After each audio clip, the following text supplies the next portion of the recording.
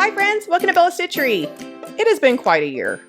Social distancing, we miss all of our friends, a lot of time at home, hopefully got some crafting done, but I thought I wanted to do a card tutorial today that is unique and interesting, but will still only take one stamp so that you can make a bunch of them and get in touch with all of your favorite friends that you have been missing so desperately and just check in. So I am using this funky size because I found these. This was in a drawer. I don't even know why I ever bought envelopes this size, but I feel like this security envelope, Office Depot, it seems like something most people would have and probably also don't know why they have these. So I thought let's do that because these still only use one stamp, right? Here's what we're making today. Ta-da! I made this a couple times. Later in the video, I talk about this. So if you notice this is smudged, there's a reason and you'll find out at the end of the video. Here's another one. I just need to flatten this one out still, but I love this technique. You don't even need to be an artist. This is so simple. And again, it's not a super bulky, lots of flowers, which I do a lot of, and ribbons and charms, and mailing them is like $87. Use one stamp, make these in bulk. I love, love, love this. So I already have two people in mind for this. So if you see this video, you'll know who you are when you get it in the mail. But let me show you how it's made. So the first thing we're gonna do is cut our card to shape. These are the security envelopes here I showed you. So I kind of just use that as a template when cutting my card. So this was an 8.5 by 11. I just cut long ways. I'll show you. Folded this away here and cut that down to fit. So you're gonna need a piece of cardstock that's about 7 3/4-ish by 9 1/4. Fold that down. That's going to be my main card.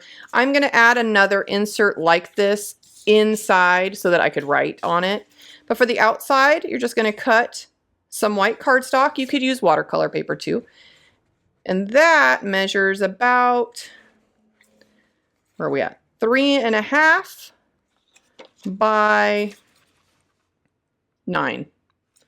I usually don't measure. I just hold this up and then cut it down to fit the envelopes because I'm just not a measuring kind of person. That's also why I don't bake.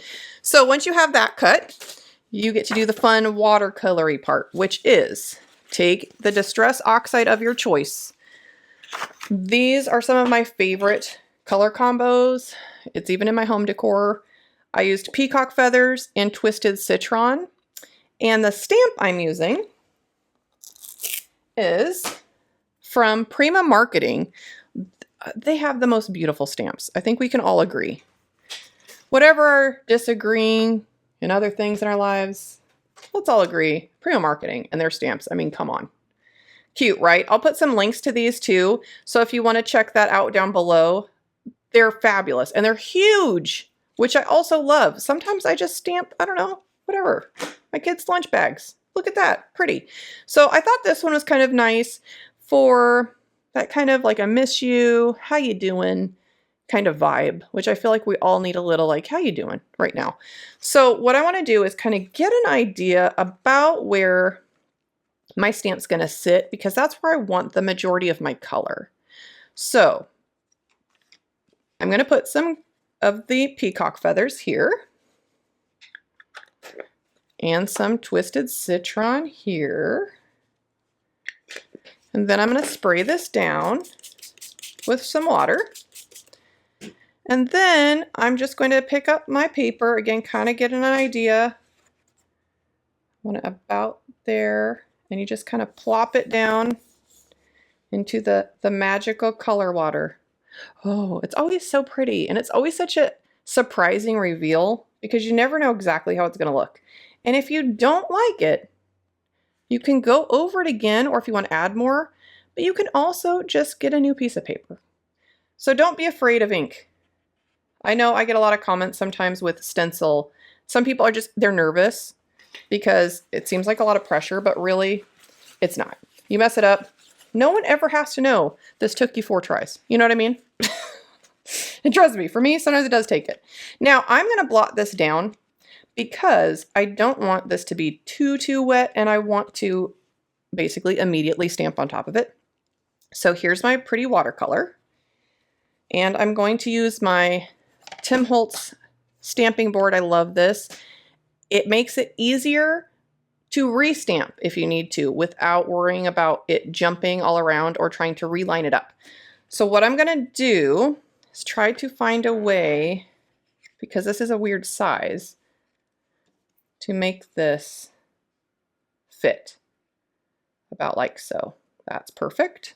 So then you just pick up your stamp like that. There are also magnets that came with it, but you know, my children probably put them on a fridge somewhere. Maybe not even my fridge. I don't know, but I don't know where they are. So if I put this up at the top, I just know it's going to be in that position. So then I'm using for this just archival ink. This is permanent. I didn't want to use another Oxide in like black soot because I didn't want it to get watery looking because this is still a little wet. So I wanted something that was going to give me like a sharper look. So I'm just going to ink this up here. Okay. And then you just close it. I'll try to move this so it stays in camera here. Press down firmly and gracefully. Okay, and then you can go over it again. Especially like these flowers here, I really want a sharp image. And I love this technique because I'm really not good at like coloring. So sometimes I'll buy the really pretty Copic markers. Is it Copic or Copic? Or like watercolor markers, because I feel like if I had really nice stuff, then I would magically know how to be an artist. And that has not worked out for me. So this technique is nice because it allows me to add color without needing skill. Look at that. Gorgeous. Love it. This is the second time I made this and I love it every time. So there's my card. Couldn't be easier and could not be more elegant. So what I'm going to do to add a little bit of interest is I'm going to pop this up a little bit using some packing material, which is my favorite free pop-up. You could also use foam dots, but personally I tend to save my foam dots for like smaller items and die cuts because they're pricey and I feel like you don't really ever get to see it. So why am I spending my money on that? Like I'd rather buy pretty embellishments than adhesive, but that's just me. Okay, so I'm gonna put some cardboard there. Oh man, that was like perfect, right? Cardboard there. And I think for this, because I don't have a huge border, I'm gonna use some art glitter glue. Just so if I need to reposition it a little bit, I can. Because hot glue is not super forgiving. I cannot tell you how many times I've had to recut a card base. Like, whoops, well, that's crooked and not coming off. Okay, so you're just gonna press down. And then what I like to do with cards that have had water on them like this is I will put this with like books on top of it for like a couple hours. That way this flattens all the way back out. It didn't get super wiggly on me, but sometimes they do get a little wavy. And then for my sentiment, I really love Tim Holtz. Oh man, just all the things. Okay, so I love these. It's called Small Talk. Little stickers. And it just seems very artsy, a lot of their sayings. Start doing the things you love. Life was meant for great adventure. You know, all that kind of nice stuff. Believe in yourself. I just want to make nice things. I love that too. So I'm going to put stay strong on there. Because again, we've all had a really tough year. And I think it's a good reminder for all of us, like, we got this. We're here for each other. We got this. I think I'm going to matte this with some white and then black again. Again, I don't have a lot of embellishments on this card, which part of me always feels like I'm missing something. But then I realize sometimes just the simple things are okay, you know? So there's the white. Let me get some black cardstock too. I feel like for these stickers, I like to matte them. I think it makes them pop a little bit more. So I'm just gonna use some scrap area here. I have these like 12 by 12 zip bags for my extra colored cardstock pieces. Do you keep your scraps too? How do you sort them? Tell me in your comments how you sort and keep your colored cardstock odds and ends. I do find they come in handy, especially colors like black or brown that I use a lot. Okay, so I'm going to put this one kind of down here. So cute. Yeah, I'll probably put this in a book for a little bit after we're done, just so it kind of dries flat. But that's really easy. And then last thing I'm going to do is use some Delusions Black Marble. They do come with a spray top, but this one, for whatever reason, is just gone. Like my magnets. Things are just here or there. But they usually do come with a spray applicator. For this, I don't really need it because I usually just use it for splatter. I'll have links to all this stuff again if you like it. I'm going to kind of cover her face because I don't want my ink splatter to go all over, but I want to give some kind of artistic finish. If I can, this is almost out. I do use this a lot, just like so. One tip when you're working with ink splatter, because this is a tip I still have not registered myself, is be careful what you grab on here before the ink dries because it smudges so super easily. I will probably smudge this card too, in which case, guess what? Another sticker, another phrase. Just so many great phrases. so that's my card. Super quick, super easy. Probably a lot of the supplies or something like this you have if your card make. See, I almost touched it just now. What was I just saying? Okay, that's it.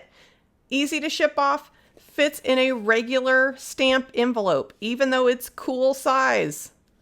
I mean, come on. It's like the best of both worlds. So now you can keep in touch with all those friends who are probably happy to get a little bit of mail that's not a bill. Let me know what you think about this. Let me know what your favorite stamp is of Prima. Oh my gosh. I even sold some of mine because I had, I think, like every single one of these. There's like a dozen. And I thought, why am I keeping all these? I don't even use them. I just like them. I use them every once in a while for random things, but I have yet to really do them justice. But I love this idea. Be sure to subscribe to my channel, ring the bell, share with your friends, leave me a comment, check it out, try it out. Let's make some stuff. Bye.